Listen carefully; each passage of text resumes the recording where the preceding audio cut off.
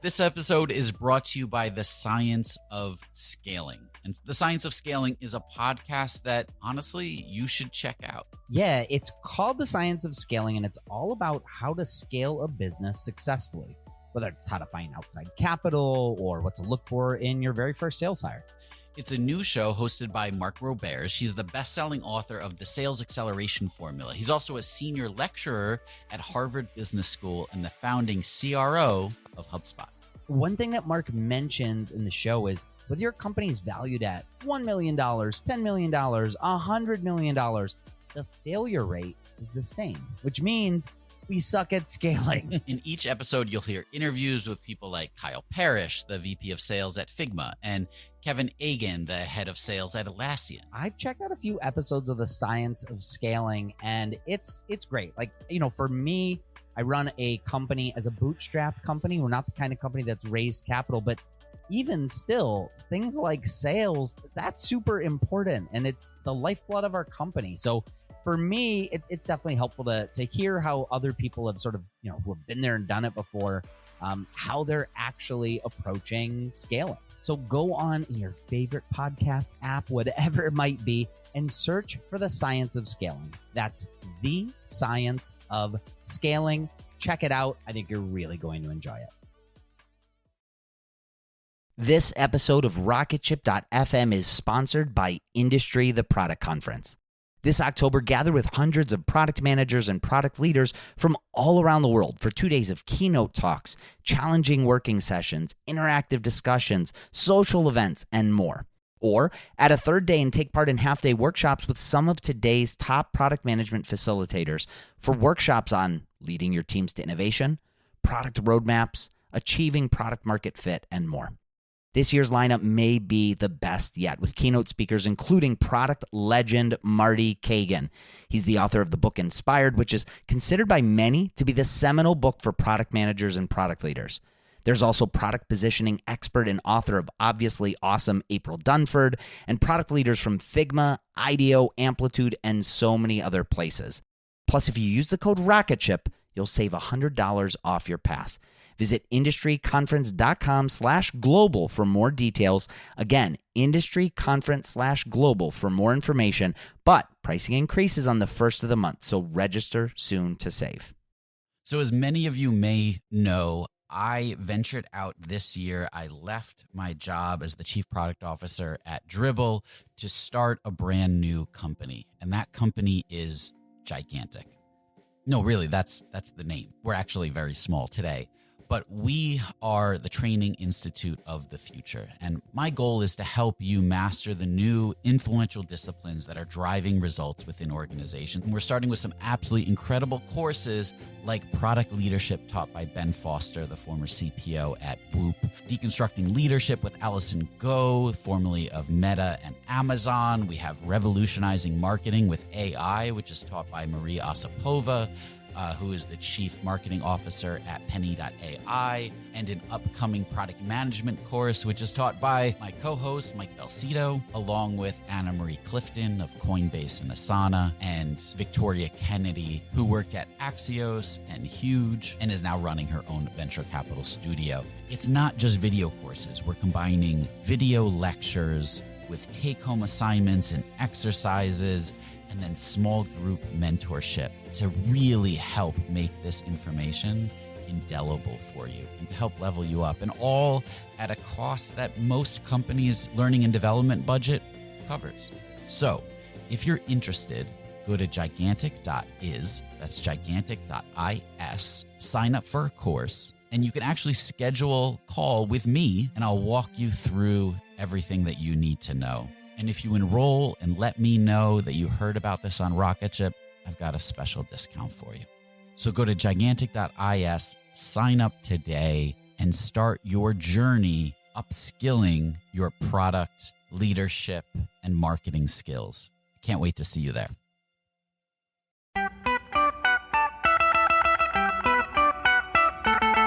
Welcome to the Rocketship podcast. I'm Michael Sacca. I'm Joelle Steiniger. And I'm Matt Goldman.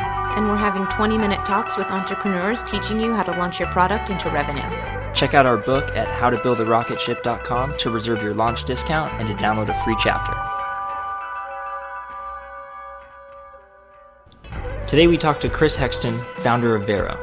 You'll learn how they used educational content to get their first 10 customers, and you'll also learn his 3 favorite email marketing tips for early stage bootstrappers. Check it out.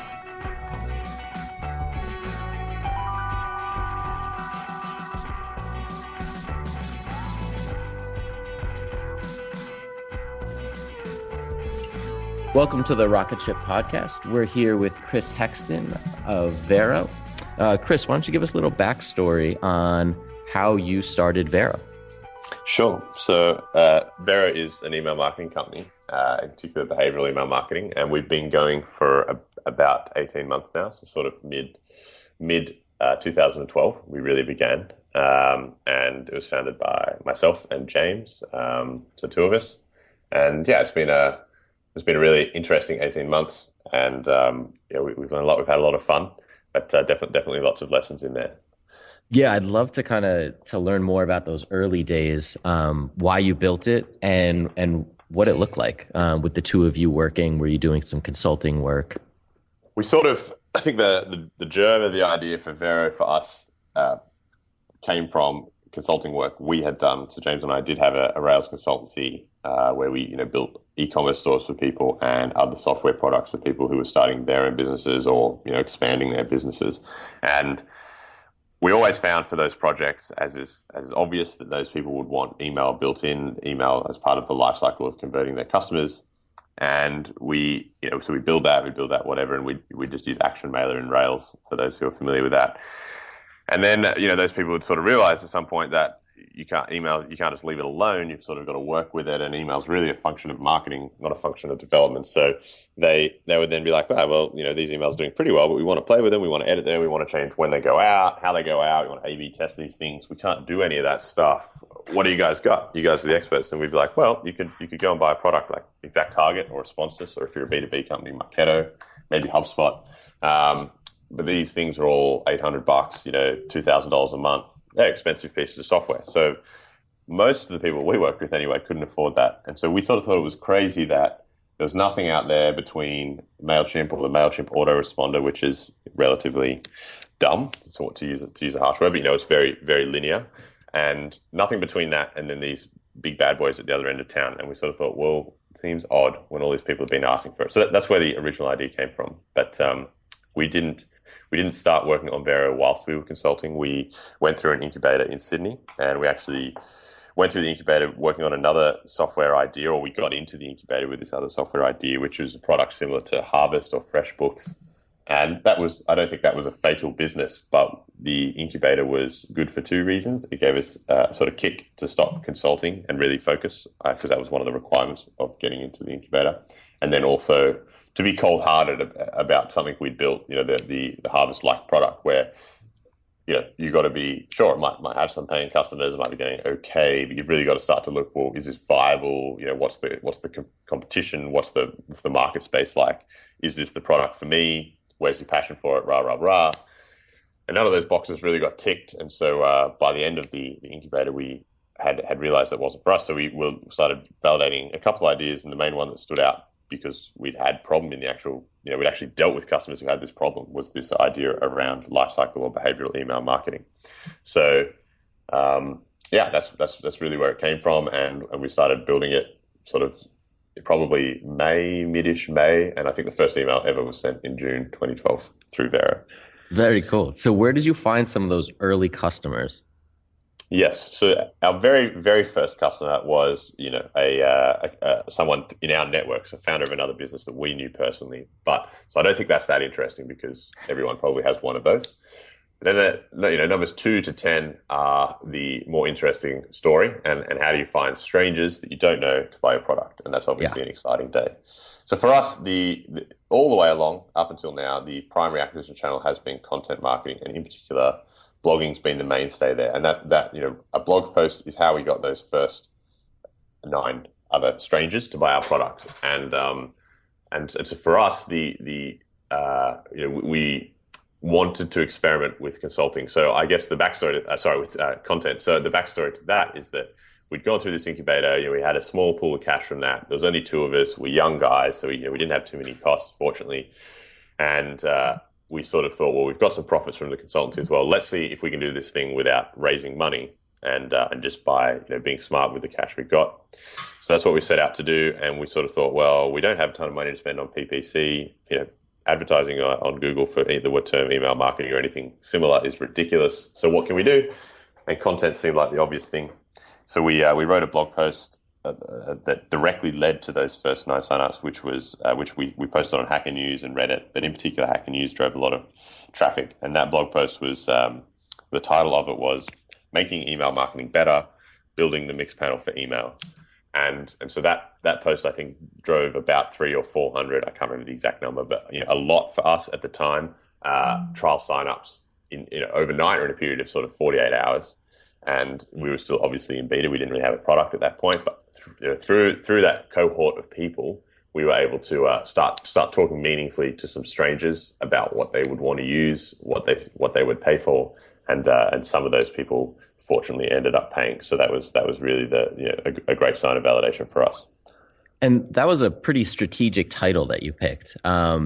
Why did you use Mixpanel? Yeah, so I think for the trick with content, I guess I've learned a lot of this now, but our hypothesis at the time was obviously, well, we need to get this in front of people who care or we think will care about the product. So for us, we were fortunate in that place was Hacker News, and that was something we were interested in anyway, which probably comes back to having a passion or an interest in the product you're building or the space you're building for. So we thought, right, well, let's give Hacker News a go. There's going to be online marketers there. There's going to be people who run businesses there. There's an interesting community there that care about new stuff. It's rock and roll. So, but rather than posting a title like "Check out our new product," which everyone does, we thought, well, maybe we can post something a little more interesting that'll get people to click through. So I guess the thing about the title we chose, and some of this was subconscious for sure, but the reason it worked was because I think Mixpanel is a popular company. It's a Y Combinator company, and obviously Hacker News is Y Combinator affiliated. So a lot of people on there love Mixpanel. It's a great company. They've done really, really well, got a great product, etc. So saying you're going to be the Mixpanel for email is probably quite an arrogant thing to say. Or there's an element of who are these random guys, and who are they bold enough to say that they're going to do what Mixpanel did for analytics for email? So I think that's why a lot of people would have clicked through. It resonated very specifically with that audience. It was a sort of title where it was a little bit controversial, so people were going to click. So that's why we went with that title. But I think the secret to actually getting the post to work was then, it's all well and good to get on the front page of Hacker News, but you won't be there very long if what you've written is crap. So actually writing a quality post with some really meaningful thoughts in there is what got people signing up for the beta or the trial. This episode is supported by the AWS Insiders podcast. AWS Insiders is a fast-paced, entertaining, and insightful look behind the scenes of AWS and cloud computing. Hosts Raul Submaranian and Hillary Doyle dig into the current state and the future of AWS by talking with people and companies that know it best. It's a show that's full of opinions, takeaways, and untold stories about the challenges, innovations, and mind-blowing promise of cloud computing. I checked out AWS Insiders, and look, it is a fantastic show, and it's perfect for anyone in tech who's looking for some of those behind-the-scenes stories, for some reassurance that, things are a little nuts everywhere, and everyone is struggling with a lot of the same problems. The first episode of season 2 is all about filling the cloud talent gap, and it's an interesting discussion on what do we do to help to staff up internally. What are some of the challenges that companies are facing? Search for AWS Insiders in your podcast player. We'll also include a link in the show notes. Thank you to AWS Insiders for their support. This episode is brought to you by Miro. So when I was at Dribbble, over the 6 years, there was one tool that we would always use when we were doing cross-team collaboration. Whenever the collaboration started to get complex, we would bring in Miro. It made it incredibly easy to align stakeholders across regions and time zones, and definitely teams, with ease. And we were able to do all of that while being a completely remote team. It also has integrations into Jira, Azure, Rally, a lot of the tools that you're using already for product management and engineering. So you can import tasks from them as native cards, and it helps you see the big picture. It also helps stakeholders to understand what work needs to be done. It was incredibly valuable. And then they even have an estimation app that gives you a clear understanding of the work scope, lets you identify gaps, and then it has the ability for you to set clear expectations for delivery, especially when you're working across functions. So your first 3 Miro boards are free forever when you sign up today. Go to Miro.com/podcast. That's Miro.com/podcast. So we've been talking to a lot of people about content marketing, and it does tend to come back to blogging. But what I found really interesting with you guys, given that you're an email app, is how you've used email, and specifically the email courses that you're doing. And I'm curious to know how you started doing those, and what the conversion has been like compared to doing something like blogging, and how that's been working out for you. Yeah, so I think the way we thought about the first course was we've got a blog, it's going pretty well, we've got people signing up to the blog. We just send those people, and we play a lot more with this now, but at the time we just sent them a single email a week saying, here's what we've written this week, email marketing tip of the week. Here's the cool article. We had a lot of people saying, you guys are doing really good writing here. This stuff's really helpful. I love getting your emails. So that was all really, really positive. But we weren't really doing very much to get those people signed up to the product. We weren't explicitly making many asks, hey, try out our trial. Hey, here's an offer or whatever. So we thought, well, how can we bridge this gap as well as creating a new resource that we can funnel people into that may never have heard of Vero at all before. So it's sort of like, well, how can we get people who have come into that blog list over here into the free trial of Vero? And that was one of the driving factors. So we created this new course. The first one was about a year ago, I think, at the end of 2012, start of 2013. And the course was, designed to sort of have a best of 7 reasonably short emails with really good practical tips based on all the stuff we'd written about over the previous 6 to 9 months. And so we pulled that together and started advertising it on our blog. We also got some people to retweet it and to mention it in some guest posts as a call to action, those sort of things, and started feeding people into it. And so we're running another course now, and I think we're trying to weave it into the fabric so it's a long-term thing. But it's been really good for us. The first course, which is obviously the base for the one we're doing now anyway, definitely saw you can see the opens and clicks increasing as you go through the email series as people get further and further down, and as a whole, the course, I think the conversion rate was about 12.5, so sort of nearly 13% of people were then signing up for a free trial after somewhere in this email course, generally towards the end, emails 5, 6, 7, and that for us was really awesome because it was a lot easier to get people into this course. Even if it was coming from a guest post or something, because it's quite a good ask. It's like, hey, we'll teach you stuff for free if you give us your email. That's the whole premise of these things. So people will put their email down for that, and then 13% of people were actually becoming trial customers, which was great. So it was a new, an awesome new way for us to get some trial customers on board. And then on top of that, those customers were further along in the buying cycle, right? Because they'd been educated about what the hell our product did. So that was it's been really useful for us. Chris, you mentioned earlier that it has taken about 18 months, or Vero launched about 18 months ago, and something that we've been hearing a lot from our listeners and our audience is that people are struggling to kind of grasp, what length of time does it take between launching a product and really hitting a success point or at least a break-even point. Can you talk about your experience with that and kind of how long it took you to hit break even? Yeah, for sure. So I think I actually don't know the exact date that we became break even, but I would hazard a guess and I know that's sort of crazy. Like, why don't you know? But it was just 2 of us just for a long time, at least for the first 12 months. So James and I, we occasionally outsourced a few things here and there, probably a bit less than 12 months. So it's probably about 2 of us for 10 months or something like that. So for us, we didn't need a ton of money to become break even. So I think it probably took us about 10 to 12 months to sort of hit base break even. But what we found bootstrapping is that there's always sacrifice. And so for us, it's been, we got to that point and we're like, okay, great. Well, we're break even. We could pay ourselves. But then you sort of think, well, do we want to do that and take this cash out of the business? Or should we, continue to live frugally and reinvest some more money by, hiring someone, or maybe we could get better architecture or speed up the product or invest this in this form of marketing. So I think one of the challenges, the way I look at it is, if you're bootstrapping businesses, you're building this asset and everything's completely under your control when you're in charge of your own destiny. So do you want to take more money out of your salary and perhaps have a nicer lifestyle? Awesome. Do that once you hit that break-even point, or do you want to reinvest that and continue to grow? And so that's generally what we've been doing, because we think there's a real opportunity in this marketplace. And so we got to that point of break-even. Then we went a little further, and then we hired someone, and then we break even again. So then we hired someone again, and so on and so on. But it's something that James and I've always been happy to do.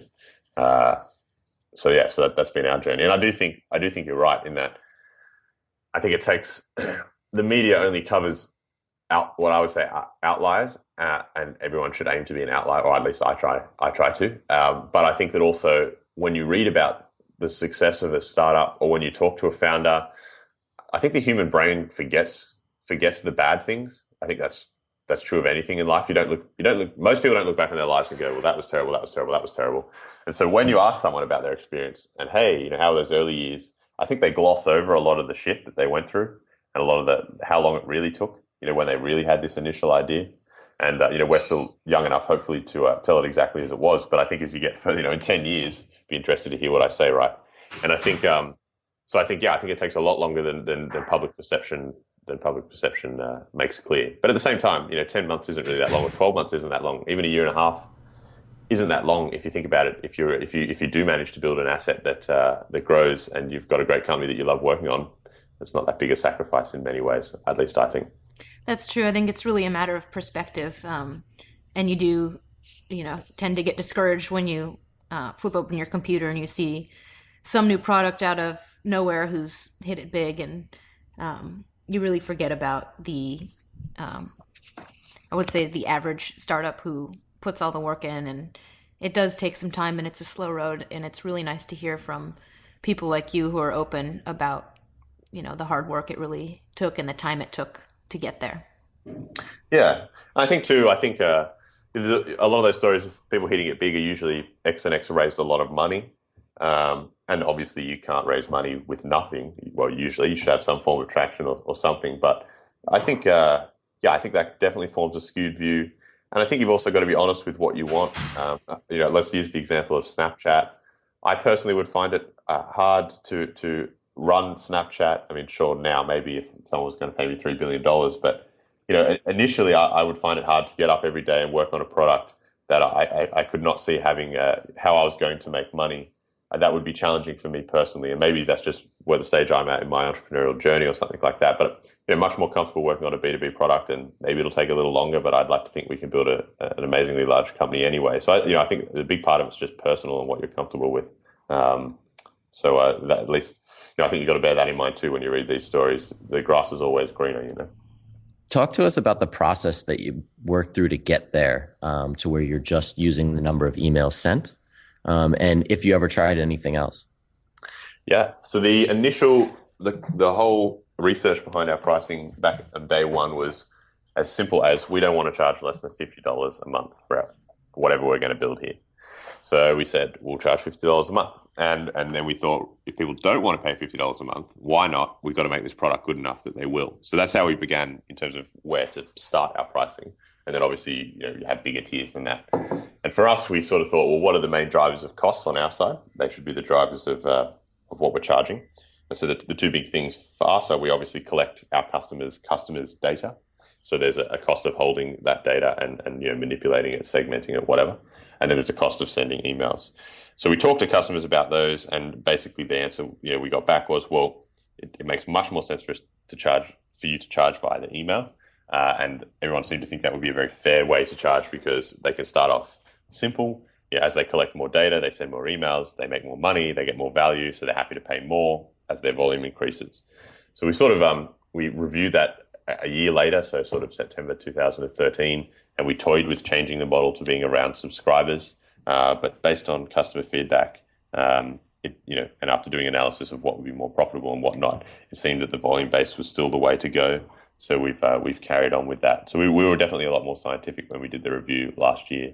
But But it's to start off with, it was just what are the cost drivers, what's the minimum we want to charge, and then sense check that with customers. As with everything you do, a customer's happy with that, does it make sense? And if the answer is yep, then away you go. So continuing with kind of the early stage optimizations, what kind of tips do you have for people who want to write an email campaign and are just starting to build their list? Yeah, so I guess three main things for people who are they're starting a company online and really wanting to use email or wondering, well, how the hell do you use email at all? I guess the three things that people would ask me the most that are in that situation. So the first one would be, people often ask, how often should I send, or when should I send? Is it okay to send? So the point there is that it's early on, it's sort of nerve-wracking, or even you're a bit afraid to hit send to this list that you've started building. So that's definitely the most common thing I see, and I think it makes sense. It's human nature. I was the same. Most people I talk to were the same. You're starting to build this company. You're really, really passionate about it. You believe in it. You've finally got these people to put down their emails for some sort of blog list or a beta form or whatnot. And you'd hate to send these people the wrong thing in case you annoy them, in case they hate you, in case they leave, in case they don't become paying customers. There's always that fear that you'll screw it up. But I think my advice is always, you've got to start somewhere. And even more than that, the sorts of people that are subscribing, early on in your company's life are passionate people. They've put their email down for something that doesn't exist yet. That it's just a couple of blokes with a landing page on the internet. And so I think you've got to trust that these people are going to be interested in what you have to say, that they're going to be supportive. These are going to be the guys that help you grow your business from nothing. They're going to be those first 10 paying customers. So you've really just got to start talking to them, as regularly as you can, and being helpful and honest. So that would be number one, which I guess leads nicely into number two, which would be, people ask, well, okay, so I got to learn to hit send, and I'm no longer afraid. What do I actually write? And so that's where this comes in. Be honest, be yourself, and I always say, talk to these early subscribers as though they were your friends. So tell them about the journey you're going through, what advancements you've made this week, what awesome new idea or new feature you've finally pulled together in the beta. If you've got questions or you need validation or you're not sure about something, ask them that. You'd send an email to a friend or a mentor and say, hey, here's what I'm thinking of doing. What do you reckon's best? A, B, C. Ask these people that. All that stuff is trust building. It's honest. It's not in your face. It's not a pain. It's not salesy. Most people are really happy to receive that stuff, and in particular, the sorts of customers who have shown interest in this this concept that you're willing to build out. So. If you take that approach, I don't think you can really go wrong. And part of that is, email from the founder or from someone who's an individual at the company. Don't email with a big fancy template from, sales at blah, blah, blah. There's a right time, I think, in your business's life to look bigger than you perhaps are if you're trying to land some bigger deals or something. But early on, don't lie. I mean, you use that smallness to build credibility, to build trust, and in a way become friends with these early customers of yours, and I think they'll pay it back to you. To give a good example of that, definitely one of our largest earlier customers. I mean, we're really lucky, and we've still got so many of those customers that signed up 18 months ago, and many of them now become friends. In particular, there's one who I think of who has become a great mentor in a way. Their business is a lot further along than ours. They get value out of our product, and they've just been so much insightful advice they've given to me. So I mean, that's a great example of that. Just came from talking to this guy honestly about our journey and sharing what we're doing, and it's been awesome. So I can definitely attest to that. And number three, I guess, is just around building your list early on. And again, I think in this case, don't be afraid to ask. And this doesn't just go for building a list; it goes for getting paying customers. But don't be afraid to ask people to put down their email. Don't be afraid to ask people to pay money. I think this is. I put this at number three because I think this has become quite standard thanks to LaunchRock and other, Unbounce and other platforms that make it easy to collect lists of people early on. But don't be afraid to try pop-ups, or you're trying to get these people's attention. You're trying to get their email. You're not planning on spamming them, so don't feel bad about it. You're going to be providing them with useful, interesting stuff, and they've come to your site for a reason. So don't be afraid to do that. And a good example from my own experience is when I started guest posting for other blogs and trying to grow our blog subscriber list. I always found it sort of, you're doing guest posting, one, to share your ideas with a larger audience, and then two, to get that audience interested in you, to make them your audience in a way. And that's the power of guest posting. But I always found it weird that it would be okay with the site I was guest posting on to have a call to action of some sort, to ask people to, hey, visit the Vero blog and put down your email. And that I always found that really weird. I always felt odd asking for that. And that's something I had to get over anyway, because it's the whole reason you're doing it in the first place. So, not being afraid to ask people's emails, so you can actually grow that list as quickly as you can is probably good advice as well. I really appreciate you coming on here, Chris, and kind of sharing your story with us. It's extremely helpful to hear that in 18 months you've been able to grow, and yet there's still been struggles along the way. So I want to say thank you, because we've been going for about 9 months with Hook, Feed, and Minimalytics, and the way that you put it really put things in perspective, that to build an asset or to basically build a company that you love working at over 12 months really isn't a long time compared to any other business you'd be building. But the way that we've been doing it, we've been going through savings this whole time and basically taking a big leap of faith after leaving our jobs to build these products. So it's really cool to think of it that way as you go on and things aren't growing as fast as you would have hoped, as you realize that no SaaS company really takes off despite what people say. It's really helpful to think of it that way. So thanks for sharing that. Yeah, I think, look, obviously, as you said, I mean, it is a leap of faith and it is risky. But that's obviously all in our personalities to take that risk. But I think that, yeah, in many ways, if you were saving for a deposit on a house, that would take a lot of time, right? And so instead of doing that, you're putting that capital in a way into something else that you believe is going to work out. So you've obviously got to be sensible and level-headed, make sure you're working on something that will work out. But if you've got that ticked, then yeah, it's going to take a long time, just as it would take a long time to do anything. And I think more and more people, fortunately, more and more SaaS companies are sharing their numbers and the real stories. So it's really cool to see that happening. For anyone out there who is starting to dabble in email marketing and wants an absolutely amazing resource, visit the Vero blog. It's blog.getvero.com. It's filled with just incredibly educational posts and charts and graphs and everything. So check that out. Yes, please do. Thank you. Drones in the morning, drones in the night. I'm trying to find a pretty drone to take home tonight. That drone cool, but I hate that drone. Chocolate chip cookie dough in a sugar cone.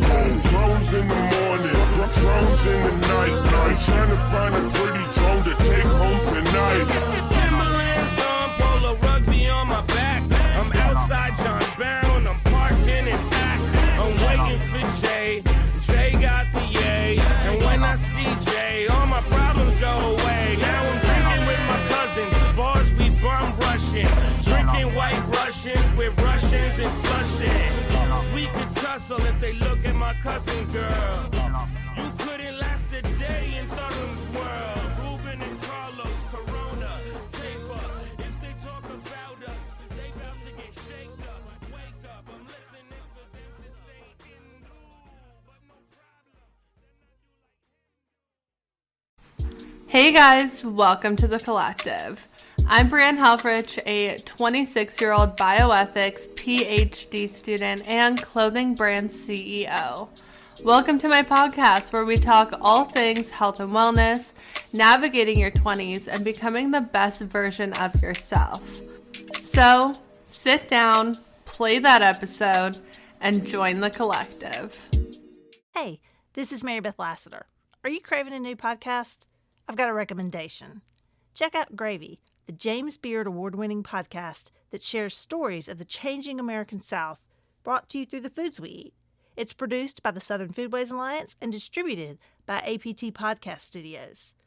Listen to Gravy on your porch during happy hour to hear about the mystery of the missing Pappy Van Winkle bourbon. Don't miss out. Follow Gravy wherever you get your podcasts.